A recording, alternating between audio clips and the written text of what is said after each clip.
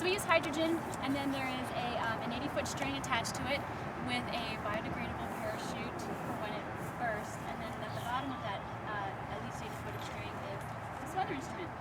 This is GPS tracked. So this is what the instrument looks like, and it's really light. It's just styrofoam inside. The unit itself is powered by a battery that charges to about 9 volts. It looks like this. My hands will probably smell like sulfate right after this. But this is, I've never seen this until I actually worked in the weather service. This is actually water powered. You soak it in water for about 2 minutes, 2 to 3 minutes, and then it can power this little sonde for over 2 hours. So we track the balloon going up, and then when it pops, as the balloon goes up, it expands. And once it gets, it's like, once it expands so that the pressure inside the balloon is that much greater than the pressure outside, it pops, and then it starts to come down. So we don't track them coming down. So where they fall, we don't really know, but they do fall in interesting places at times.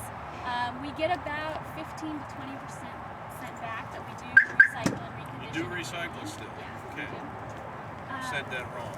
Recycle, yeah. Okay. Most of them probably fall in unpopulated areas, or they go into the ocean, or they go, people find them and they keep them for themselves, or they just trash them, whichever. But that's not always the case, as can be found. We actually had before GPS, the packages were about this long, and one of them fell on the Brooklyn Bridge in rush hour. So a little white package laying in the middle of the Brooklyn Bridge in rush hour was not very fun. We had,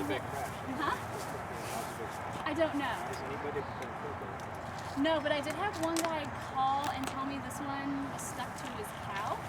Oh no! Actually, it was just the next county over. So the instrument, when it goes up, there's only 5 things that we get from it. Well, kind of 6.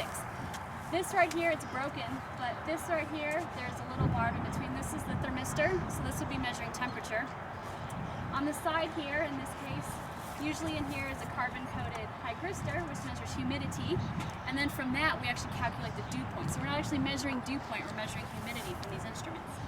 And then inside, deep within, there is a computer chip that has a pressure cell on it, so we measure the pressure. And these will fly up to about 30,000 plus meters, so usually when it pops, it's about 7 millibars up in the atmosphere. And then, of course, by tracking it, we get wind direction and speed. Will you be able to see it pop? Or No. No. There have been rare cases on very clear days where very light winds, it actually wanders back over the office, and we can see it in the sunlight, and then all of a sudden it just disappears. So we think that's what, and we can look at the computer itself and see that it has popped because it registered that. Have you ever had one land in this area? No, we had one about a county over. So we had one that did about a county over, but usually they get taken far, far away. Let's see, what else? There's a balloon, you can see. What it's made of, the neoprene, is actually really sensitive. We can't touch it with our hands because the oils on our hands will actually degrade. Yeah, disintegrate the balloon. And then he's got the parachute attached to it. Oh, the instrument sends back data every second, or it takes data every second, and it sends it back in bursts. So we can actually plot the sounding as this thing is flying up in the air. So. Is there a reason it has such long tether?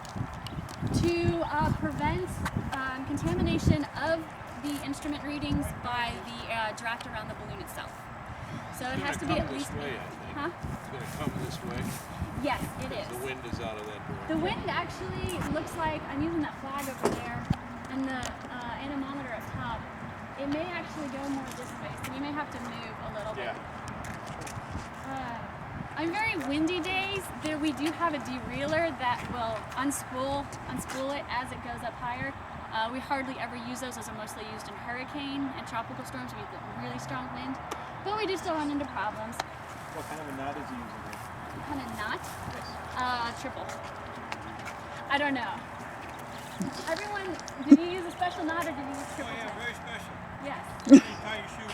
The first one, not the second one. Everybody ties off the balloon differently. Overhand. If I were to do it, it would look a lot different.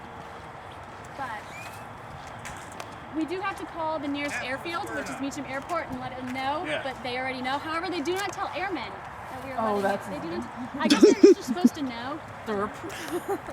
We also do not launch in thunderstorms because the air container to be kind of a contamination of the atmosphere and unrepresented. And of course, we'd only be May building want to watch your hydrogen heads. in lightning.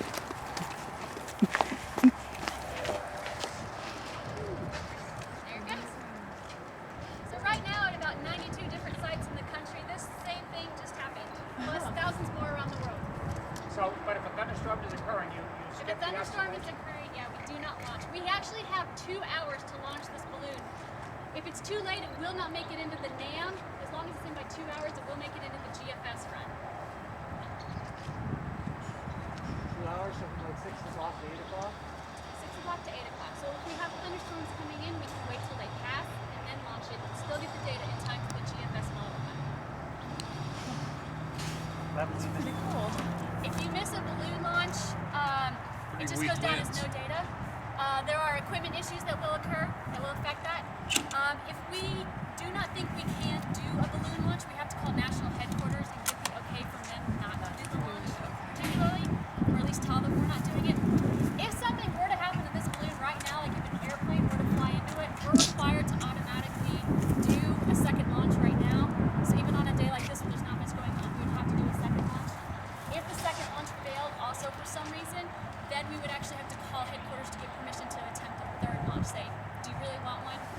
And then yeah. This little package right here costs a couple $100, so it's lots of money that's being sent up. So every time we get it wrong, it has an impact. Well, that's not lots of money. That and the balloon. Oh, and the balloon, yeah. The whole Yeah, but whole it's system. taxpayer money, so